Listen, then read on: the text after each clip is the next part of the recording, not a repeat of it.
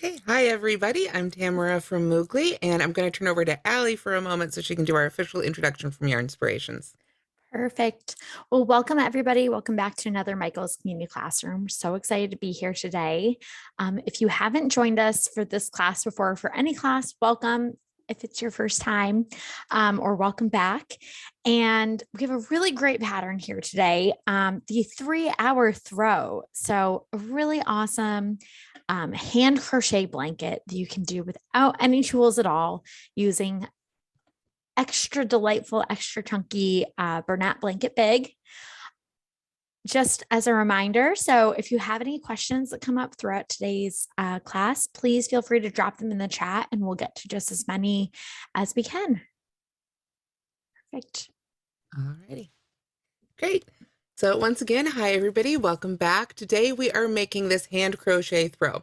And a quick note right up front, because the pattern name says 3-hour throw, that's when you know how to hand crochet. When you're learning how to hand crochet, just like learning any other skill, there's a learning curve and it takes some time to learn it. So you probably won't make an entire blanket tonight unless you're already an experienced crocheter who's just learning the hand technique. But if you practice the techniques, eventually you'll get the hang of them, and then you can start creating these really quick and fast crochet projects using this giant yarn.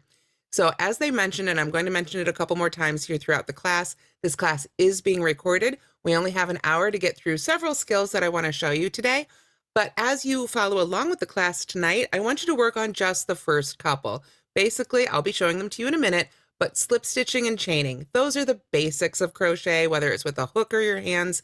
And that is really the skill that's going to be the foundation for everything else that you do with crochet. So tonight, as you watch the class, just practice your chaining with your fingers. Like I say, we'll get to that in a little bit. No, it probably doesn't make much sense now, but practice that. And then you can come back, watch the recording on the Michael's YouTube channel, slow it down, pause it, follow it along at your own pace, and then you can pick up those other skills as you go. Really do give yourself some grace, give yourself some time. This is a whole new skill, and it's a different way of using our hands that you may not be used to. So, as they said, this is what we're making tonight, or at least we're going to make a small swatch from it. And this is a hand crocheted blanket. Basically, we're making standard crochet stitches, but using our hands instead of hooks or needles. Now, to do this, we have to have a really thick, chunky yarn. So to hand crochet, you want to use something really thick like Bernat Blanket Big or Bernat Blanket Extra Thick. This is Bernat Blanket Big. You can see right here. You can see already, if I put my hand up next to it, this isn't your standard yarn. This is some big, thick stuff. You can see just how big and chunky this yarn is. So if you have not been able to get a hold of this yarn, but you want to go ahead and practice tonight, you can take several strands of your more standard size yarn, or maybe regular Bernat Blanket, not Bernat Blanket Big. Hold a few strands of that together tonight to practice with if you need to. Otherwise, you can follow along and practice by hand when you get a bigger, chunkier yarn. If you try and do it with just one strand of hand in your fingers, I think it's just going to be really too wobbly for your hands to be able to hold on to. You really want something nice and chunky like this. So let's go ahead and switch over to the hand camera and take a quick look at this yarn here before we do get started. So, oops, got it upside down. Let's turn it around there. So as I mentioned, you want a big, thick yarn like this, and you can see here in the close-up just how big and chunky that is. And what you want to look for when you look for that is a 7. That's a 7 jumbo yarn. That tells you how big and thick that yarn is. So if you wanted to use a crochet hook with this yarn, you could. It's a 25mm crochet hook. So that would be a US 50 as recommended. Get that a little closer there. Write a little bit on the label there, also known as a U hook. So if you wanted to try this technique with a crochet hook, if you wanted to try it with a hook rather than your hands, you absolutely can. This yarn works just as well, but the great thing is that we've got the option. So go ahead and get your yarn and start finding your yarn end. We're just going to pull the label off. And this yarn, I really like to pull from the outside. Some yarns are made to be center pull, but this yarn, you really want to go ahead and pull from the outside of the skein. So Bernat Extra, that's another great one to work with tonight, whatever you can find. So you can see here, I just pulled that end out. It was tucked to the inside of the skein. So if you're having trouble finding it, kind of try and find a strand that's along the outside and start pulling on it. And eventually you should find the end of that yarn. So just take your time here for a minute and find the end of your yarn. After you found it, you'll want to pull up a couple yards of it or so. We don't want to have any tension on our yarn for this. If you crochet or knit, normally with with hooks or needles, you know about tension. You know that's the pulling back on the working yarn. We don't want to have a lot of that tonight. We want it to just be nice and loose as we work with it. So, all right, hopefully everybody has found the end of their yarn. And the next thing then, as we get going, is we're going to be doing a slip knot. So a slip knot is basically an adjustable knot that we would normally then put on our hook, but this time we're going to use it as the little loop that gets us started. We've got to put a loop in our yarn so we have something to work into. So what we want to do is we want to come in about 6 to 10 inches from the end of our yarn. You don't have to measure it, just eyeball it, just a real good amount from the end of your yarn. Then what we're going to do is we're going to make an awareness ribbon basically out of the ribbon or out of the yarn. We're going to just make a loop, just flip it right over like that. I always say it kind of looks like those awareness ribbon magnet stickers we all used to have, right? Let me pull it out straight again so we can do that again. We're going to come in about 10 inches or so and just make a loop, just like that. Then we're going to take that tail end and we're just going to slide it right under that loop. You see that right there? So there's that loop we made, and there's that tail end right underneath it. So then all we need to do is reach into that loop and grab that little strand right there and pull it up through the loop. And don't worry, I'll be showing it again, but we're just going to grab right in there. Now you can see I've got a hold of that little bit of the string right there, or the yarn, and then we can pull down or secure the other two ends here with our hand, sort of pull up on that loop at the same time that we pull down. And that makes what's called a slip knot. And it's called a slip knot because it's really adjustable. We can make it smaller, we can pull up on it, make it bigger. It's a little harder with this yarn because this yarn has a lot of texture, as you can see to it. With a thinner yarn, it slides a little bit easier. But the other great thing is if you screw it up or you don't like it, you want to start over, and just pull on that end and it all comes right back out. So we can go ahead and do that together again. I'm going to come in about 10 inches from the end of my yarn. Again, the exact number doesn't matter. It could be 12 inches, 8 inches, whatever you're comfortable with. We're just going to flip it right over and make a loop, just like that. There's a little wrinkle in this yarn today. There we go. So we just want to make our loop.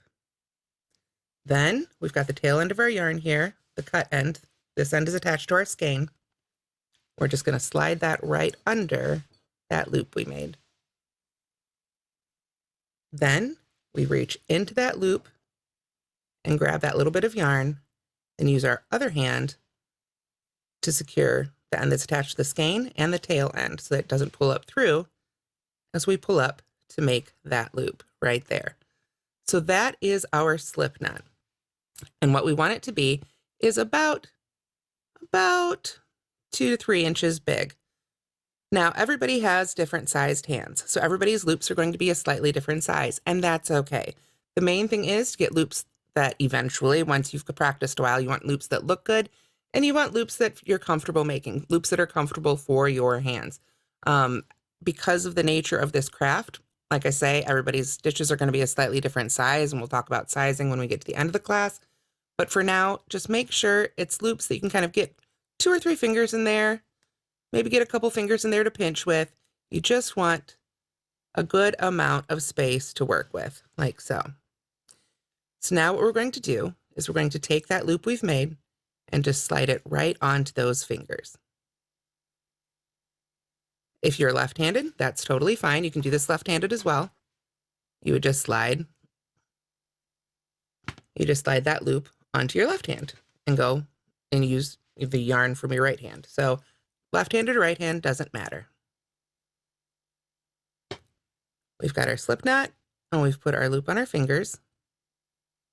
And I've had a request to do this slip knot one more time, so we'll do it one more time here before we begin. We're going to come in about 10 inches or so from the end and make a loop in our yarn. Pull our tail end behind that loop.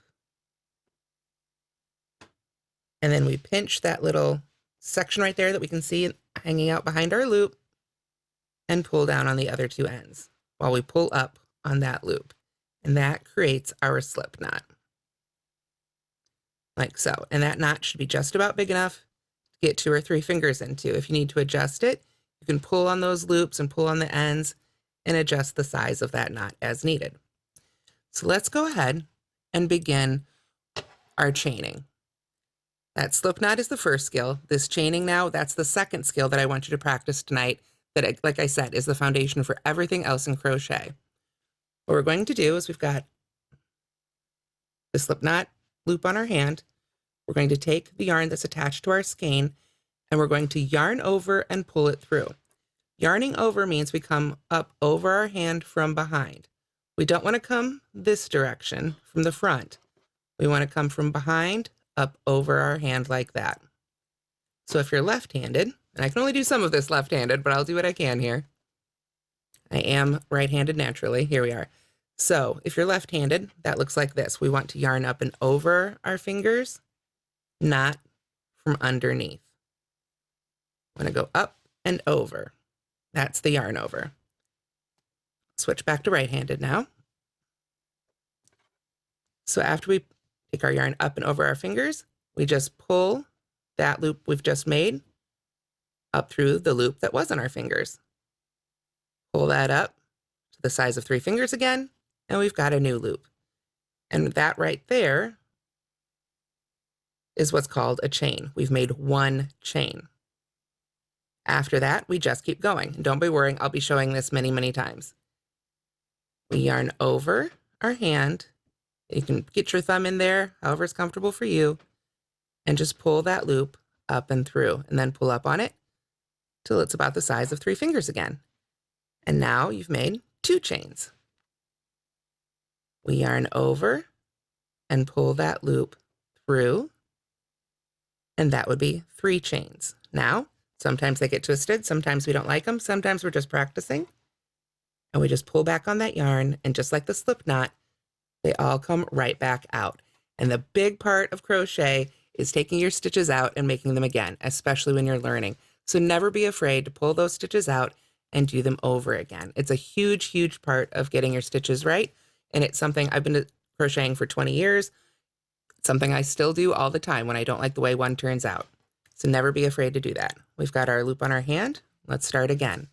We're going to yarn over with our yarn, grab that yarn that we just yarned over with, and pull that up through the loop that was on our hand. And that creates a new loop. If you need to, you can push it back a little further on your fingers, make it a little more comfortable. Then we yarn over again, grab that loop, and pull it up and through. Yarn over, grab that loop, and pull it up and through. And that movement right there is called chaining. And these little V's, let me lay it out here, it's a little easier to see if I get my hand out of the way. These little V's right here are the chains that we've made. If you look closely, you can see there are 3 V's. 1, 2, and 3.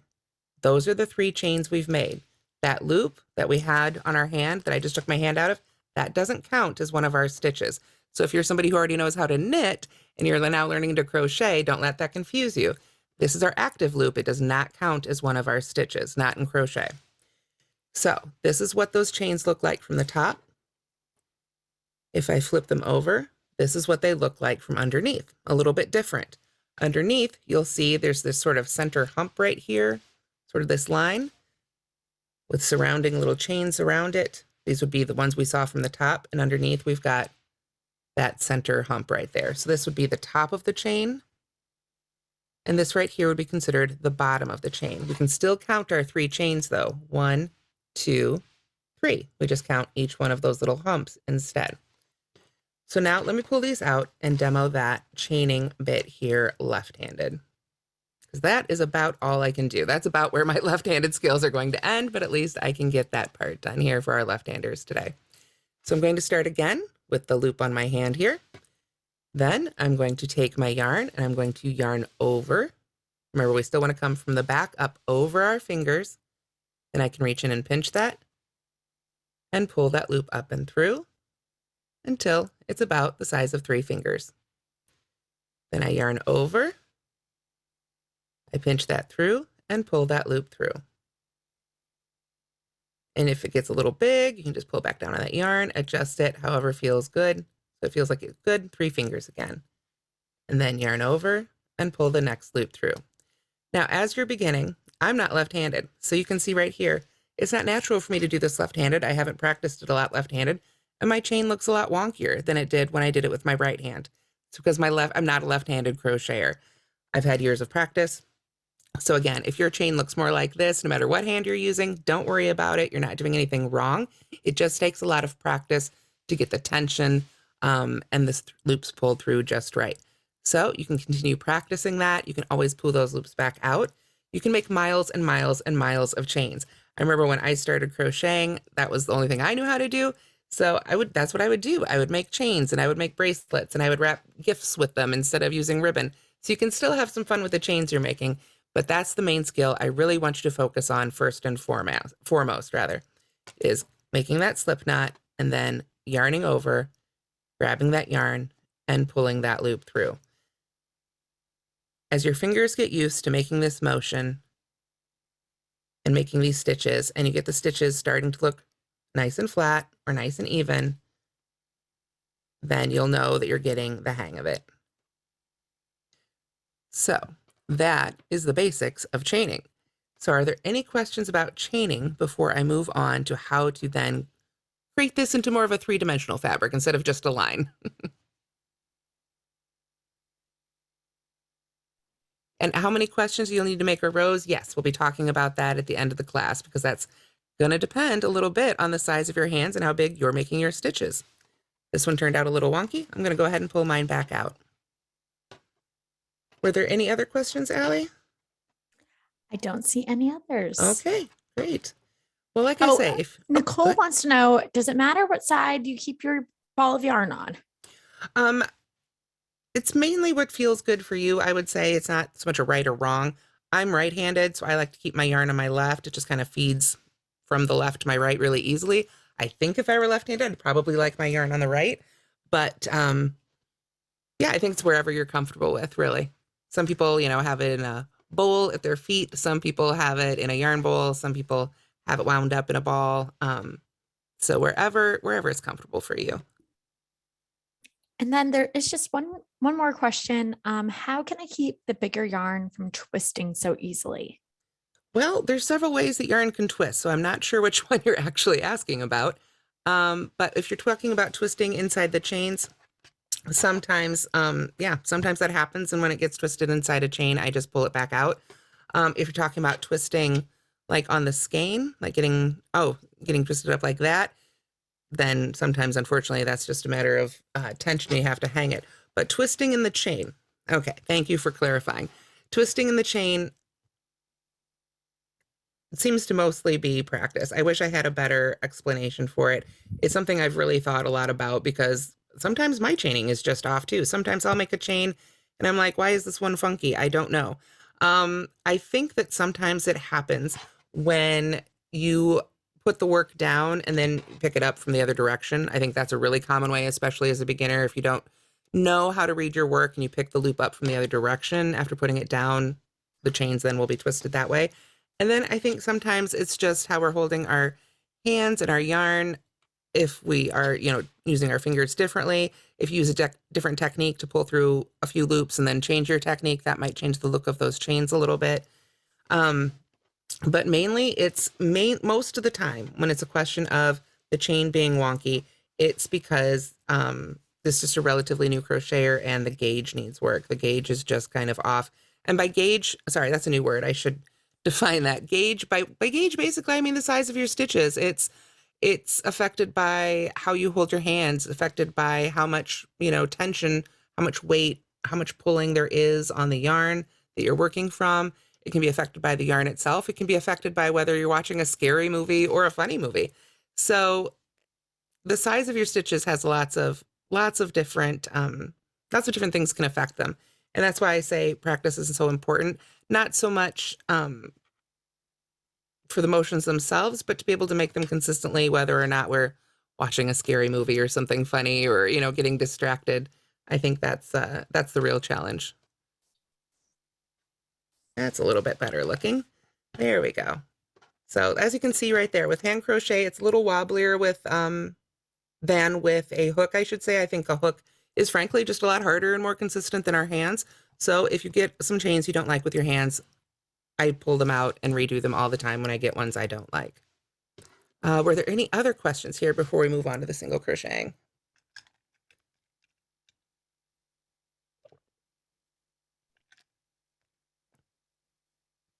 Also a sneaky excuse to drink some water. I think we're all set. Okay, great. Okay, so let's go ahead. And if you're having trouble with your loops being tight, remember you can always, as you make each one, you want to pull up on that loop and make sure it's nice and big. And then I'd say the other big thing is when you go to yarn over and pull that loop through, make sure you're not pulling back down on this yarn as you pull it through. If you put a lot of tension on your yarn or pull through that loop really hard, it can shrink the previous stitch. Again, kind of just a matter of practice, unfortunately. Okay, so let's say this is our chains.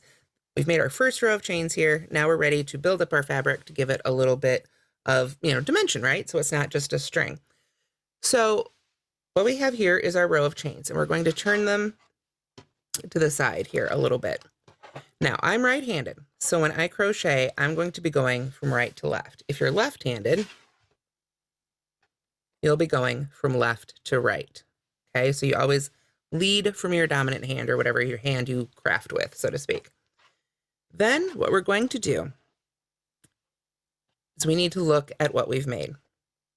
What I have here is 1, 2, 3, 4, 5 chains. And if I turn it this way, it might be a little easier to see because we can see those V's. 1, 2, 3, 4, 5 chains. For this pattern, and I'm speaking specifically to this pattern right now, we're going to be making what are called single crochet stitches. Those will be the stitches that will give us the height of our fabric, if you will. To make single crochet stitches, we want to have what's called a turning chain. And a turning chain is the last chain that we make in our row of chains. And instead of using it to make a stitch into it, we use it as a little ladder. So what I want you to think of, we're going to be building our fabric up this way, right? This is sort of our ground floor, and we're going to build up from there. Right now, this right here, our turning chain, that last chain we actually made, that's our ladder that lifts us up so that we can work across for that first row without having a pinchy beginning. We don't want to try and take off from here. We want to take off from here, if you will, sort of depart from a higher location so that our row stays nice and straight across the top there. So that means that last chain we made, that turning chain, we're not going to work into it. We're going to skip it. It just works as our little ladder to give us some height. So I'm going to put my hand right back in this loop, and I'm going to pull it back down. I want it to only be about 3 fingers big. And then I'm going to skip over this chain right here, and I'm going to come to the next chain. Now, where you work into this chain is up to you. And if you're being very brave tonight and trying it, and your chains are all wonky, and you don't have a nice smooth chain like this, work into whatever loops you like. Go ahead and have some fun with it. But as you keep going, you're going to want to make sure, look for the loops out flat like this. And then what I want you to do is flip it over. Here's that back hump that was closest to us again. Remember, this is our turning chain. We flip it over.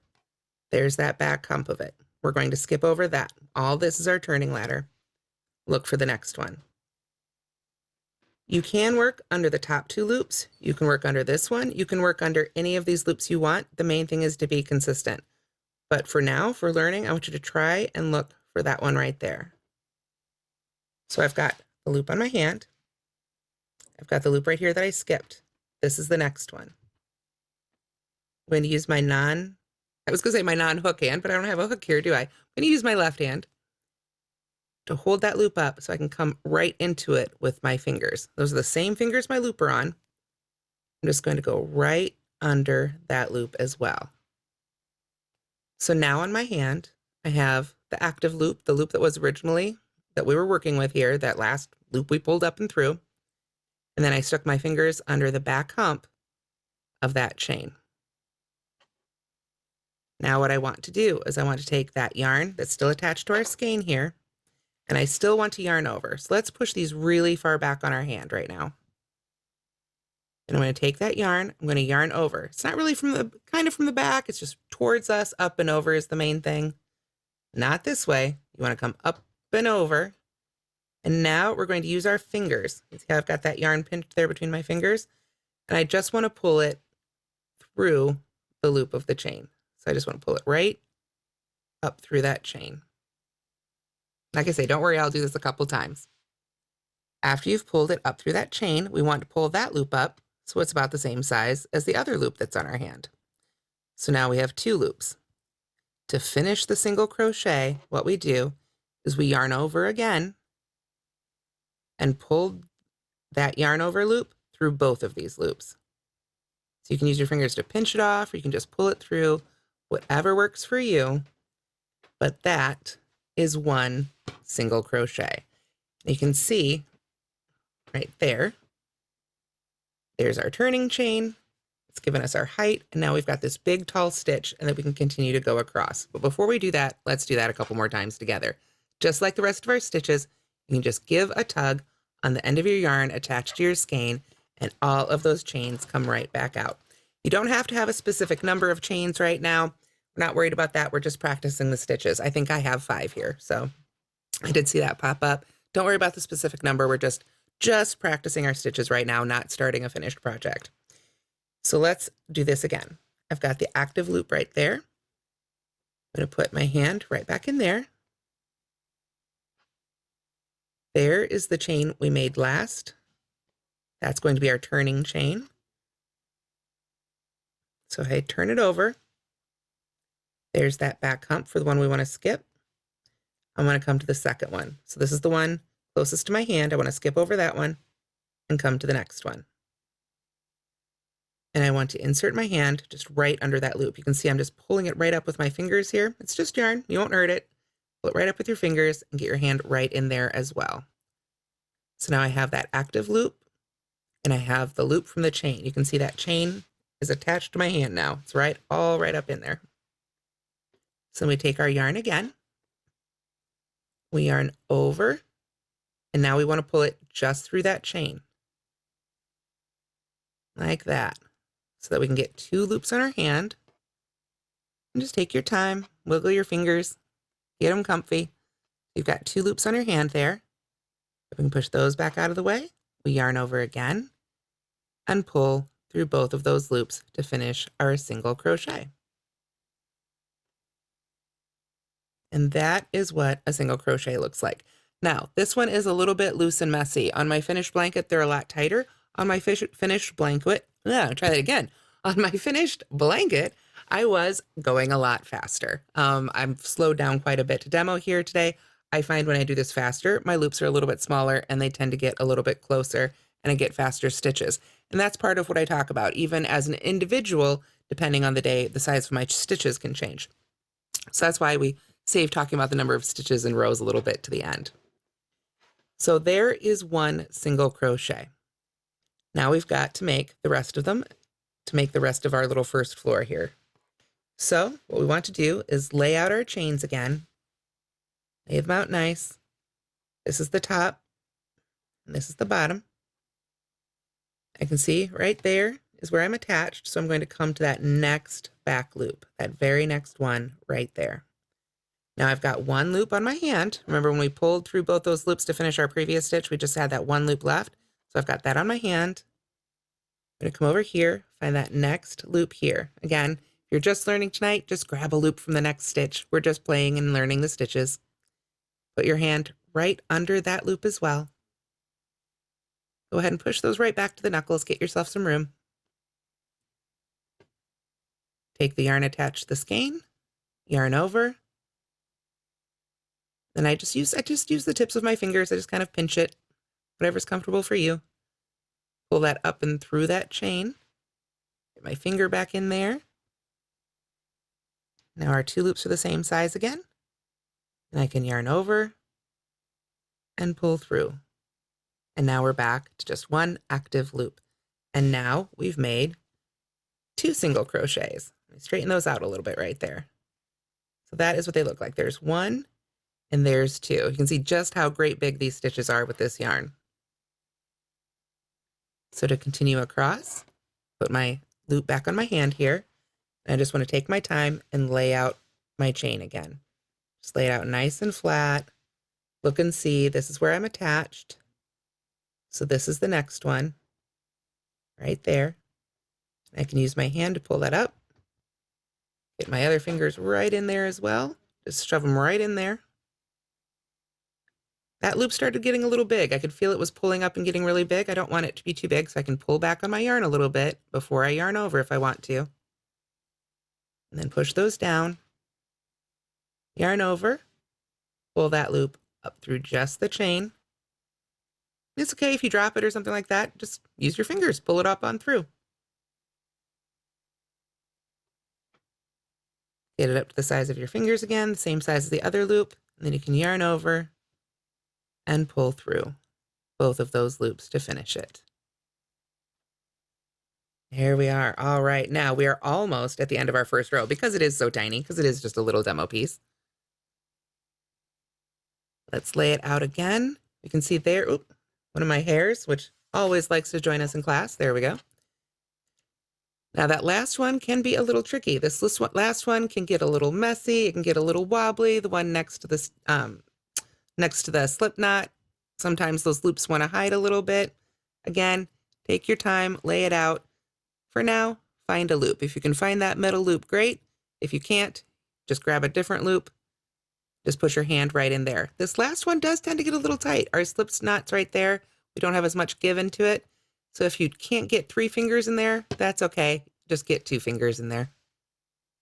I'm going to tighten up that loop again now that I've been wiggling all over. That one got a little loose. So with just those 2 fingers and that last one, I'll go ahead and yarn over and pull that up through that chain. There we are. If your loops are tight, if they're too tight and it's a problem, then they're too tight. If, it's your hand size. So if you can get your fingers in there and you like the stitches you're making, then you're doing fine. But you can practice making those looser too when you make your chains. So even though it was a little tighter to pull that one up through that chain, I still want to get that loop to the same size as the other loop on my hand.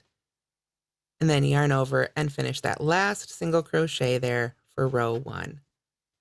So let's lay that out. All right, here we have it, row 1. Looks a little funky, it always does, especially with hand crochet and these great big yarns. It seems to settle out a little bit more once you get a couple rows into it. But this is what it should look like at the end of row 1 after about 4 stitches here. You can see 1, 2, 3, 4. Now, counting it from the front can be a little confusing, but if we look at the top of the stitches we just made, what's that? It looks just like those chains we made, right? Now we can see those V's again. 1, 2, 3, 4. Those are those nested, I always call them nested V's. They're sort of nested into each other, and this lets us count our stitches. We did 5 chains. We used one of those chains for our turning chain, so that means we could make 4 stitches. 1, 2, 3, and 4. So that's what it looks like from the front, the row we just made. But when we work in rows, like we're doing here for crochet, we need to turn our work. You saw we made our chain and then we had to lay it out and come back along that chain we just made. Now we want to work back into those stitches we just made. So since I've been working right-handed, I've worked across this way, I would now turn my work like I turn the page of a book. Just like that. Just flip it over like I was turning the page of a book. If I were left-handed, I would have just made that row coming this direction. So then I would have gone back a page. So just turn it just like if you're turning the page of a book. The main thing is then we work across this way and then turn like the page of a book again. You always want to keep turning that same direction, whether it's, right-handed or left-handed. That will help keep your edges looking quite a bit nicer and neater. So before I move on to row 2, are there any questions I can answer?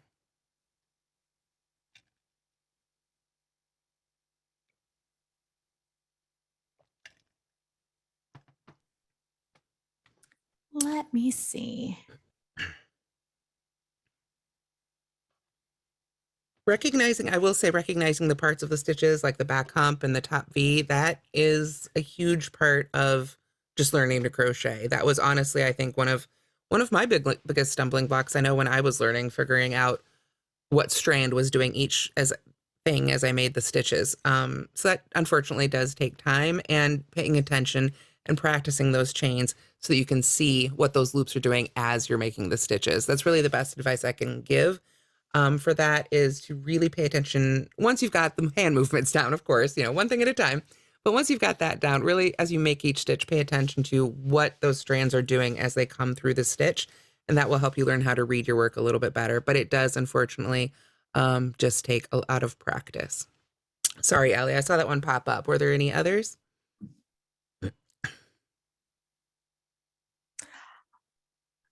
I think, let me see. Question here. How important is it to go behind the hump on each stitch? Like what if she is stitching into the wrong place?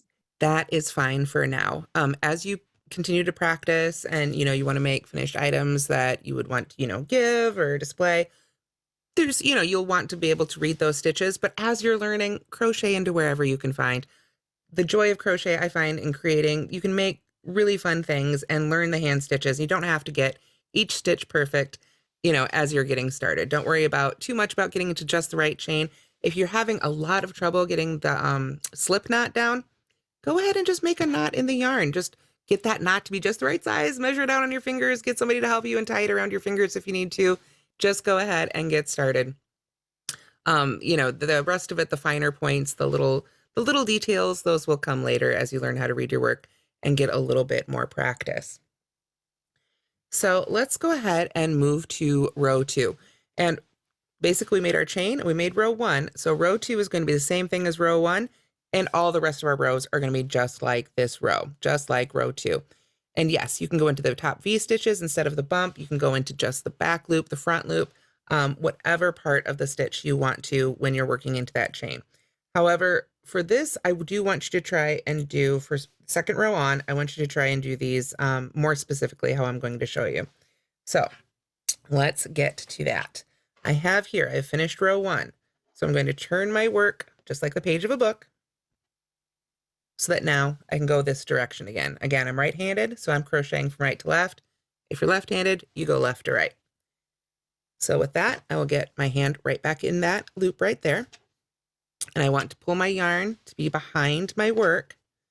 So I'm going to pull it back over here.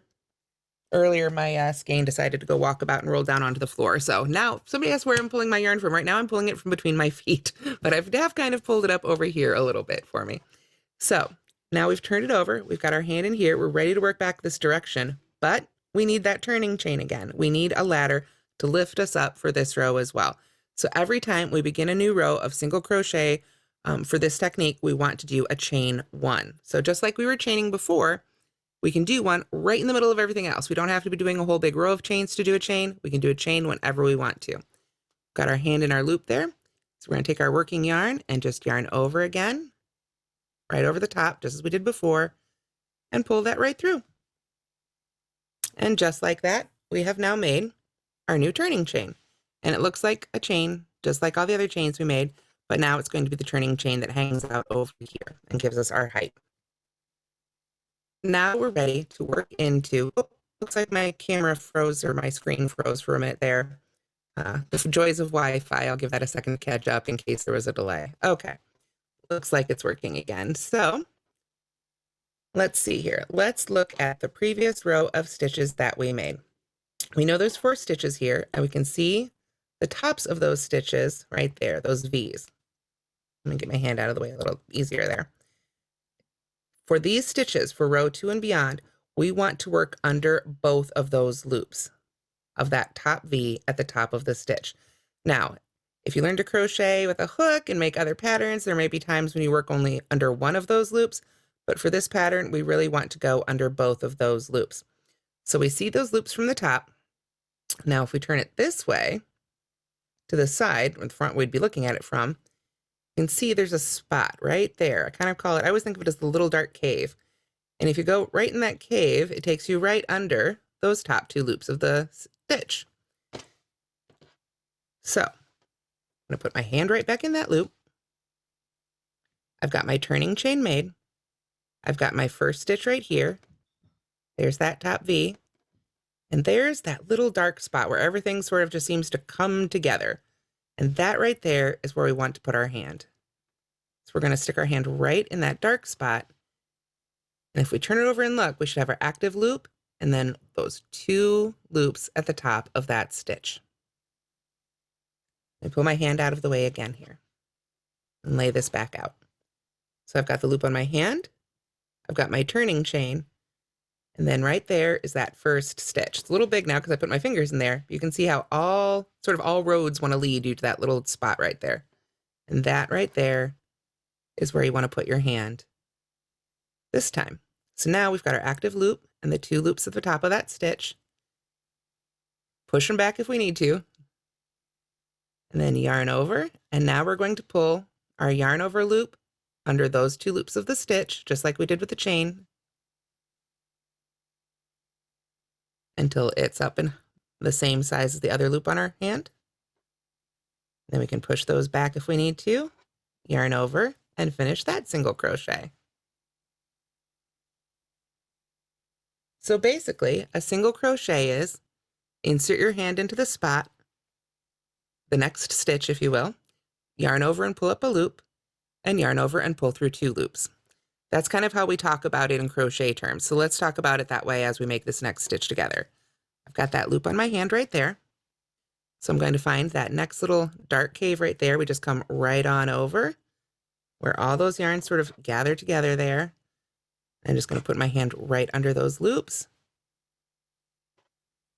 yarn over, and pull through. And yes, Carolyn, I was doing the first row by going into the bump of the foundation chain. So I've pulled up that loop, and then I yarn over, and I pull through 2. Pull up a little bit more yarn here now that it's fallen on the floor. It wants to have a little too much tension for me. That's kind of what I was talking about. It makes it hard to pull through if you've got gravity fighting you on the other end of the skein. There we go. All right, so let me pull that one through now that I've got a little bit more space, and we'll do this next couple here together as well.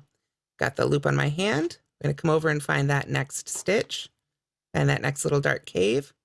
Go right in there. So we insert our hand into the next stitch, yarn over, pull up a loop, which means pull that loop up just through the stitch. Now we've got 2 loops on our hook, or our hand rather. So we yarn over and pull through those 2 loops to finish the stitch. So that was the same motions we've been doing with a little bit more of the crochet jargon thrown in there.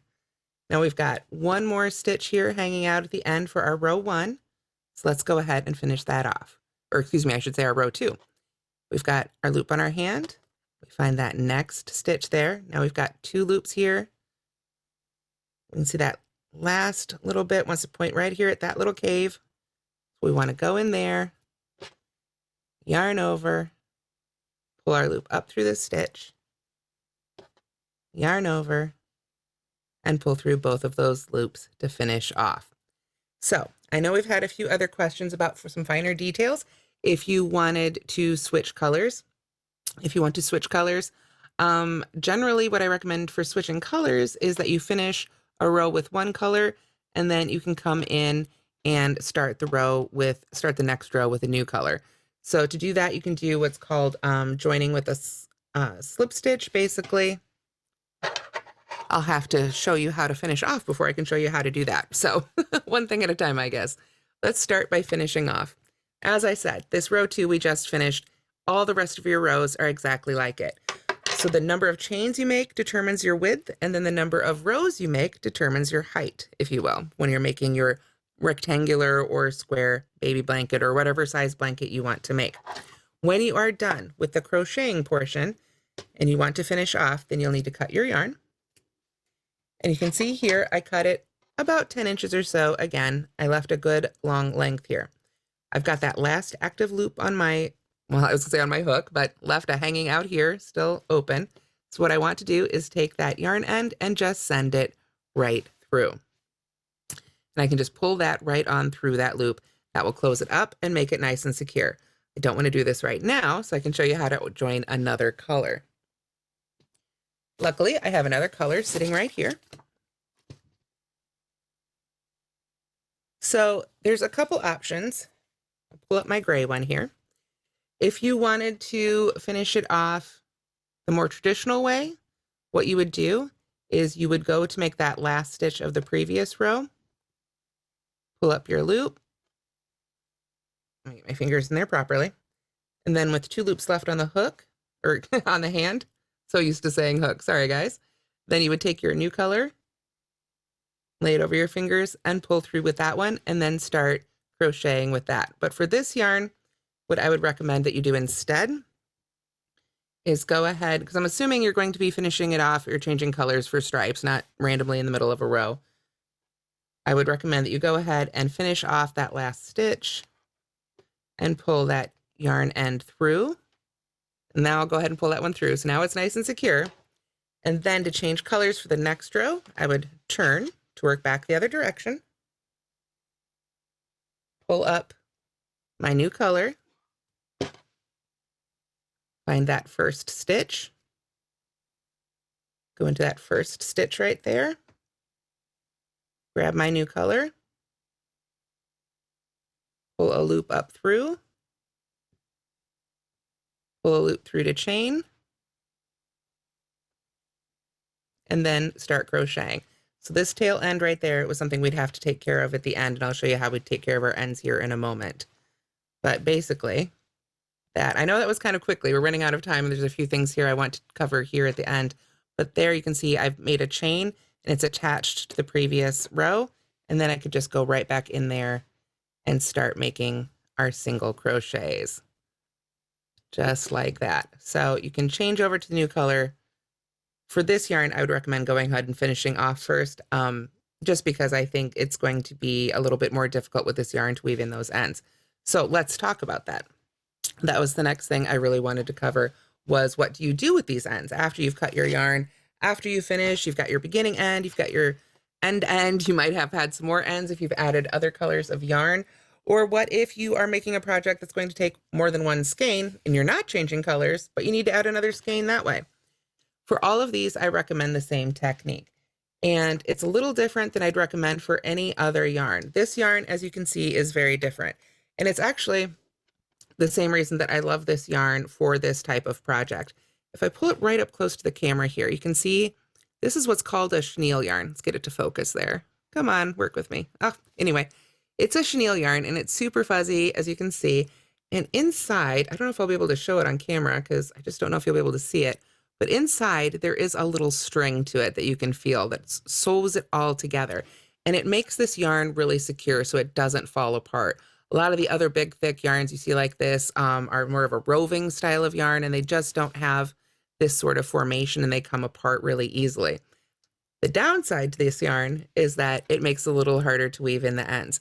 So what I want you to do when you want to add a new skein, or when you want to tack down your ends to your finished project and hide them nicely inside your work, is after you've tucked them in, then you're going to take the ends of your yarn, whether it's the 2 ends together to add a new skein, or the end that's attached to your project, so once it's all tucked in and sort of hidden away inside the project. Either way, I want you to just go ahead and take a needle and thread. Matching would be ideal, but it's really not necessary. Let me sew these 2 ends here together, and I'm going to use gray yarn because it's literally just what I had sitting here. And I did pre-thread my needle, but I'm just going to sew back and forth straight through these 2 strands of yarn. Not doing anything fancy, no fancy stitches, just piling one on top of the other and shoving the needle through here. Of course, now it wants to get caught. I'm feeling the time pressure today. But what you want to do is essentially sew through the ends of the yarn several times until it is nice and secure. And the great thing is, because this yarn is, get that centered there, because it's so fuzzy, it really does hide really well down inside there. So if you can find a matching color of yarn, of thread, or even something just semi-close in the same family, it really does create a really nice firm join, and you can see it really doesn't want to come apart. And this is what I like to do too with the ends that I've woven in.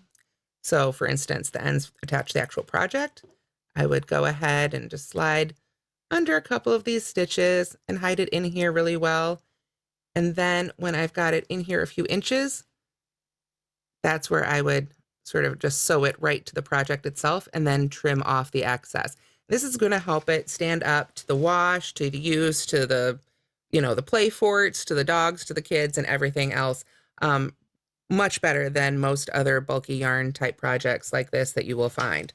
So all that said, now I know everybody's waiting to hear how many stitches and how much yarn. Those are always the big questions. So let me pull up our info right here. Now, when I made my blanket, my demo blanket, with my hands in the size of stitches that my hands make, I got, when I made 16 stitches across, my blanket was 36 inches wide. So what we want to do is we want to use that information to decide how many stitches and how much yarn we need to make the blanket that you want to make. The thing is, because your hands are a different size, you're going to get different numbers here. And you may not, your swatch, your little practice size probably won't be a full 36 inches wide. But you want to get a hold of a skein and make a swatch. And by a swatch, I just mean basically a big sample, basically what we've been doing tonight. A demo piece, practice it for a while, get your stitches to look nice and even, and then you're going to have to get out a measuring tape, and you can measure.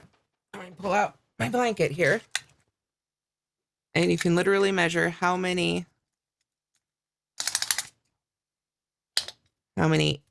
stitches you're getting over how many inches and how many rows you're getting over how many inches. And that will allow you to figure out how many stitches and how many rows you need to plan for to make the size of blanket that you want to make. To figure that out, we have to do some fractions here. So in my sample, 16 stitches made a 36-inch wide blanket. So I've created a fraction with those. Over here, I've decided what I want to make is a 50-inch blanket. And this number could be any number you want it to be at all. You don't have to make a 50-inch wide blanket. You could make a king-size blanket. You could make a little seat cushion, whatever it is. Then we do some cross multiplication. 16 times 50 divided by 36. And again, it doesn't matter what these actual numbers are, but the number of stitches times the number that you want for the width divided by the width in your sample. So 16 times 50 equals 800 divided by 36. 16 times 50 divided by 36 is 22.22. This tells me that if I want to make a 50-inch wide blanket, it needs to be 22.22 inches, or excuse me, 22.22 stitches wide. Well, I can't make 22.22 stitches.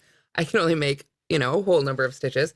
So then you have to decide, do you want to do 22 stitches or do you want to do 23 stitches? If it's a blanket, you might want it to be a little oversized, so add the extra stitch. If it's something that needs to be small, you might want to go down to 22. This is kind of what we call designer's choice. It's up to you which direction you want to go. Just remember, you need to chain one more because we've got that turning chain.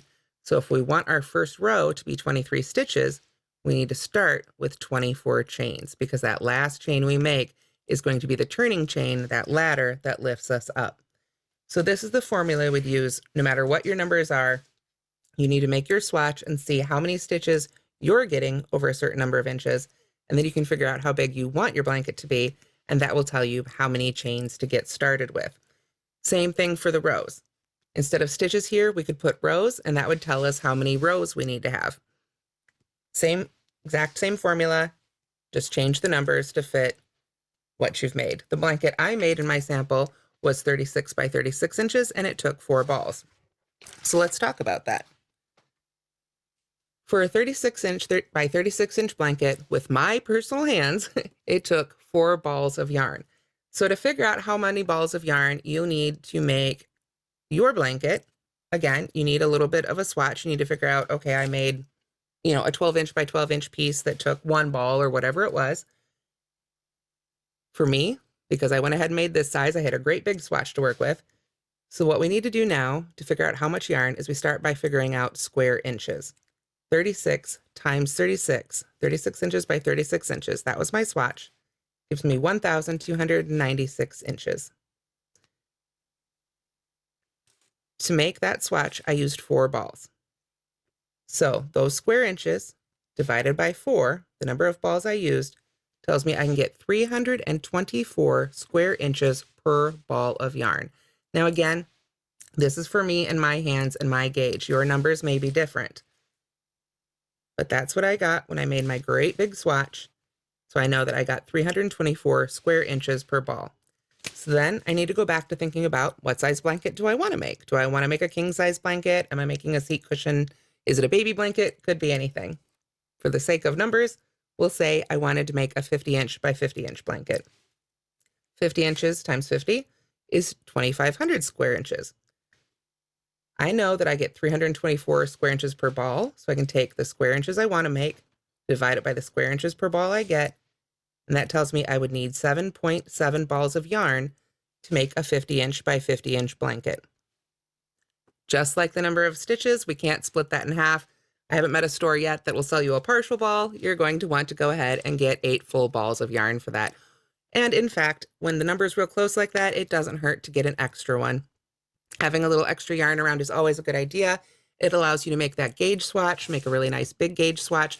And then if it turns out you get to the end and your numbers were a little bit off and you need a little extra, you've got it right there and you don't have to worry about things like dye lot or things like that. So we've got just two minutes left, and I know we've covered a lot of material today, but are there any other questions I can answer here before we have to go? Let me see. Just confirming, I'm pretty sure you said this, but your sample used 4 balls, correct? Yes, I did use 4 balls to make the 36-inch by 36-inch size. You can see here once I got going, and I'm not doing at, a slow pace, my stitches are a little bit tighter, but that's why I say practice. If I was watching, a scary movie, my stitches that night might have been even tighter. Definitely practice it and take those measurements so you can figure out how many rows and stitches you're going to need. So do remember that everything is recorded.